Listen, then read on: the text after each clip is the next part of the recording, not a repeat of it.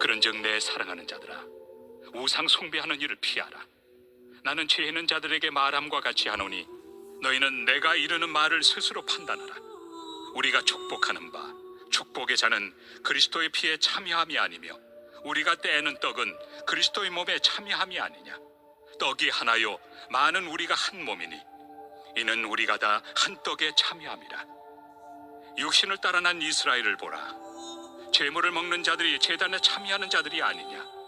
그런즉 내가 무엇을 말하느냐. 우상의 제물은 무엇이며 우상은 무엇이냐. 무릇 이방인이 제사하는 것은 귀신에게 하는 것이요 하나님께 제사하는 것이 아니니 나는 너희가 귀신과 교제하는 자가 되기를 원하지 아니하노라. 너희가 주의 잔과 귀신의 잔을 겸하여 마시지 못하고 주의 식탁과 귀신의 식탁에 겸하여 참여하지 못하리라. 그러면 우리가 주를 노여워하시게 하겠느냐. 우리가 주보다 강한 자냐. 모든 것이 가하나 모든 것이 유익한 것은 아니요 모든 것이 가하나 모든 것이 덕을 세우는 것은 아니니 누구든지 자기의 유익을 구하지 말고 남의 유익을 구하라. 무릇 시장에서 파는 것은 양심을 위하여 묻지 말고 먹으라. 이는 땅과 거기 충만한 것이 주의 것입니다. 불신자 중 누가 너희를 청할 때 너희가 가고자 하거든 너희 앞에 차려놓은 것은 무엇이든지 양심을 위하여 묻지 말고 먹으라. 누가 너희에게 이것이 제물이라 말하거든 알게 한 자와 그 양심을 위하여 먹지 말라. 내가 말한 양심은 너희의 것이 아니요 남의 것이니 어찌하여 내 자유가 남의 양심으로 말미암아 판단을 받으리요. 만일 내가 감사함으로 참여하면 어찌하여 내가 감사하는 것에 대하여 비방을 받으리요. 그런즉 너희가 먹든지 마시든지 무엇을 하든지 다 하나님의 영광을 위하여 하라. 유대인에게나 헬라인에게나 하나님의 교회나 거치는 자가 되지 말고 나와 같이 모든 일에 모든 사람을 기쁘게 하여 자신의 유익을 구하지 아니하고 많은 사람의 유익을 구하여 그들로 구원을 받게 하라.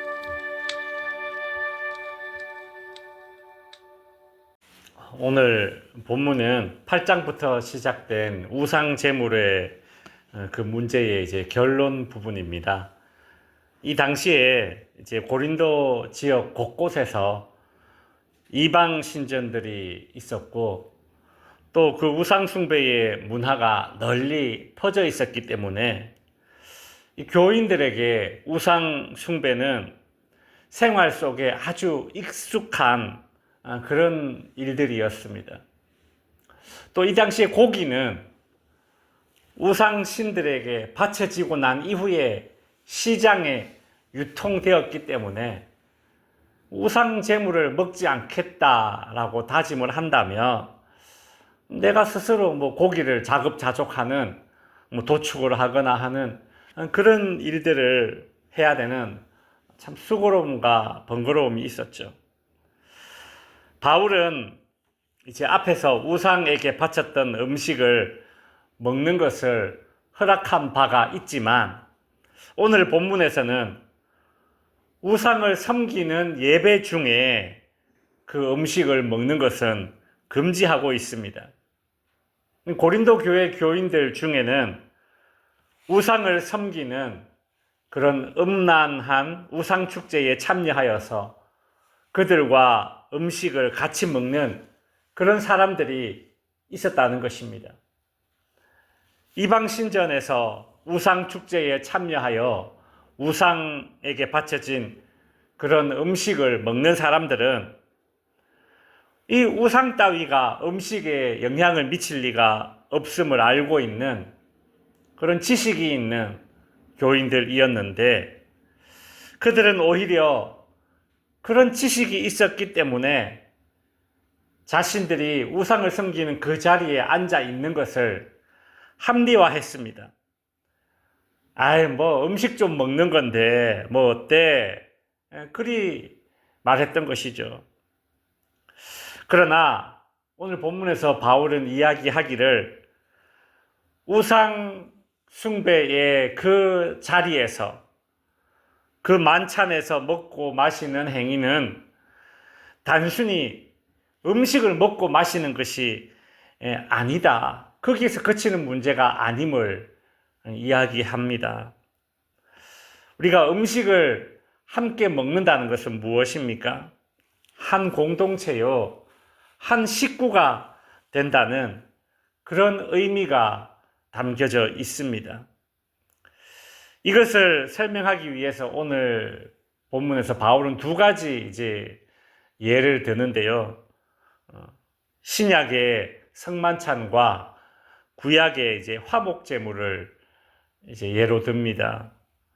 우리 주님이 만드신 성찬식은 주님과의 연합을 상징하는 것이지 않습니까? 그러니까 떡을 먹고 포도주를 마시는 것은 이것은 예수님과의 연합을 상징합니다. 오늘 본문 16절에 보면 우리가 축복하는 바 축복의 자는 그리스도의 피에 참여함이 아니며 우리가 떼는 떡은 그리스도의 몸에 참여함이 아니냐. 그리고 구약의 화목제물을 나누는 것은 하나님과의 교제에 참여해서 하나님의 백성이 된다. 하나님의 한 백성이 된다라는 것을 상징합니다. 18절에 보면 육신을 따라 난 이스라엘을 보라. 제물을 먹는 자들이 제단에 참여하는 자들이 아니냐. 마찬가지로 이방 신전에서 우상에게 바쳐진 제물을 함께 먹고 마시는 것은 우상과 하나가 되는 것이다. 영적으로 그렇게 동화될 수 있다는 것이죠. 바울은 20절에서 무릇 이방인이 제사하는 것은 귀신에게 제사하는 것이요 하나님께 제사하는 것이 아니니 나는 너희가 귀신과 교제하는 자가 되기를 원하지 아니하노라. 우상이 실제로 살아있고 그 제물이 무슨 우리 영혼에 그리고 구원에 어떤 영향을 끼치는 것은 아니지만 사람들이 우상의 잔치에 참여할 때에 그 악한 영의 영향을 받을 수 있기 때문에 바울은 그런 자리를 피하라. 지금 그리 경고하는 것입니다. 우리는 하나님과 교제하는 자로서 의도적으로 그런 자리를 피해야 하는 것입니다. 하나님과 교제를 깊이 나누려면 그런 영적인 어떤 악한 영의 영향을 받을 수 있는 자리는 내가 의도적으로 피해야 되는 것입니다. 오늘 본문 14절에서 바울이 피하라 그리 말하고 있지 않습니까? 도망가라는 말입니다. 언제든지 나는 이길 수 있어. 그리 생각하지 말고 그냥 애초에 가지 않는 것이 지혜로운 것이죠. 고린도 교회의 여러 문제들 가운데서 우리가 앞에서 음행의 문제를 살펴보았는데 그때도 보면 이 음행을 일삼는 사람들이 이렇게 말했습니다. 식욕이 자연스러운 것이듯이 성욕도 자연스러운 것이다. 그 성욕을 분출해도 내가 구원받는 데에 아무런 지장이 없다. 영향이 없다. 마찬가지로 우상을 섬기는 그 우상 축제의 자리에 내가 참여해서 그들과 음식을 같이 먹고 마시는 이들은 비슷한 논리로 이렇게 말했어요. 우상 아무것도 아니니 나는 우상 신전에 참여해서 먹고 마셔도 문제가 되지 않는다. 형태는 다르지만 또 자신의 지금 행동을 합리화하는 모습은 똑같지 않습니까? 이 변명의 논리가 똑같잖아요. 그죠? 오늘날도 이렇게 말하는 사람들이 있습니다. 예수님이 용서해 주지 못할 죄는 없다. 맞는 말이에요. 그리고 내가 무슨 죄를 짓든지 간에 예수님이 다 용서해 주신다. 이것도 맞는 말이에요. 근데 그렇게 말하면서 지금 여전히 자신이 죄를 짓는 그 자리에 있는 그 자신의 모습을 합리화해서는 안 된다는 것이죠. 우리 하나님께서 용서 못할 죄는 없지만 그러나 회개하고 돌이킨다는 것은 회개라는 것은 돌이키는 것이고 돌이킨다는 것은 내가 그 자리를 의도적으로 떠나는 내 의지를 가지고 떠나는 것인데 절제하지 않으면서 주의 보혈 능력이 있도다. 여전히 내가 내 죄를 합리화하는 그것은 잘못된 그런 이야기죠. 바울은 그들에게 23절, 24절에서 이제 이렇게 말합니다. 모든 것이 가하나 모든 것이 유익한 것이 아니요. 모든 것이 가하나 모든 것이 덕을 세우는 것이 아니니 누구든지 자기의 유익을 구하지 말고 남의 유익을 구하라. 그리 말합니다. 이제 25절부터는 우상 축제에 참여하여 그들과 함께 우상에게 바쳐진 음식을 먹고 마시는 경우가 아니라 이제 일상생활에서, 즉 시장에 유통되고 있는 고기와 관련된 그런 이제 상황을 구체적으로 이제 이야기를 하고 있는데요. 25절에 보면 시장에서 파는 것은 양심을 위하여 묻지 말고 먹으라. 이 당시 시장 유통되는 고기는 어차피 우상에게 바쳐진 제물이기 때문에 그냥 묻지 말고 먹으라는 것이죠. 27절에 보면 불신자에게 식사 초대를 받았을 때에는 그 불신자가 차려놓은 음식을 묻지 말고 먹으라는 거예요.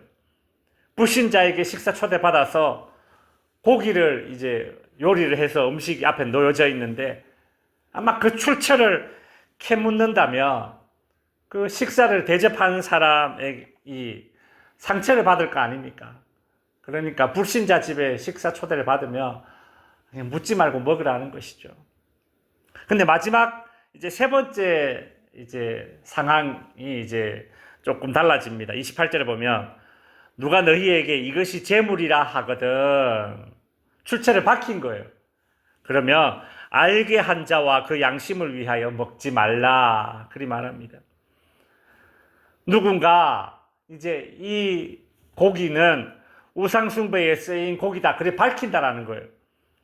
그러면 내가 고기를 먹는 것이 뭐 신학적으로 예를 들어 뭐 문제가 없다고 하더라도, 그래서 내가 그 고기를 먹을 자유가 있다 하더라도 그 고기를 내가 먹게 되면 그렇게 말해준 사람이 신앙의 어떤 충격을 받을 수 있기 때문에 고기를 먹지 않는 것이 배려다. 그게 좋겠다. 이제 바울이 그리 말하고 있습니다. 이제 말씀을 정리하겠습니다. 우리가 성도로서 이 땅에 살아갈 때에 참 다양한 상황들을 마주하게 되고 또 그 다양한 상황들만큼이나 또 그 상황을 이렇게 대처해야 된다라고 그렇게 이야기하는 그런 주장들도 의견들도 많지 않겠습니까? 똑같은 일을 앞에 놓고 생각이 다 다르잖아요. 오늘 본문에 나오는 우상 제물을 대하는 그 요령, 그 행동 요령만 봐도 참 다양하죠. 이렇게 다양한 그런 상황에 놓여진 그리스도인들에게는 양심이 있고 또 자유가 있겠지만 그 양심과 자유가 방종으로 또 죄를 지으면서 자기 자신을 합리화하는 그런 변명으로 연결되지 않으려면 어떤 상황은 다양하지만 어떤 내 나름대로의 기준이 있어야 됩니다. 원리 원칙은 가지고 있어야 된다는 거예요. 바울은 오늘 결론 부분에서 크게 두 가지 원리 원칙을 가지고 성도가 이 땅에서 겪게 되는 다양한 상황들을 이제 한번 적용할 수 있는 그런 원리 원칙을 제시합니다. 첫 번째 원리 원칙은 24절이죠. 누구든지 자기의 유익을 구하지 말고 남의 유익을 구하라. 이것이 첫 번째 원칙이고, 두 번째 원칙은 31절에 나옵니다. 너희가 먹든지 마시든지 무엇을 하든지 다 하나님의 영광을 위하여 하라.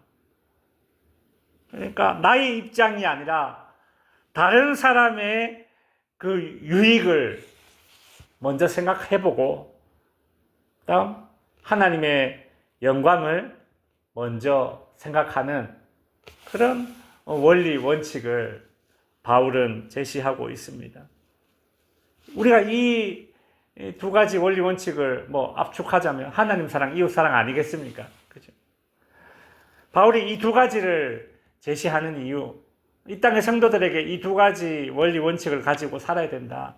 그 제시하는 이유가 33절 후반부에 분명히 나옵니다.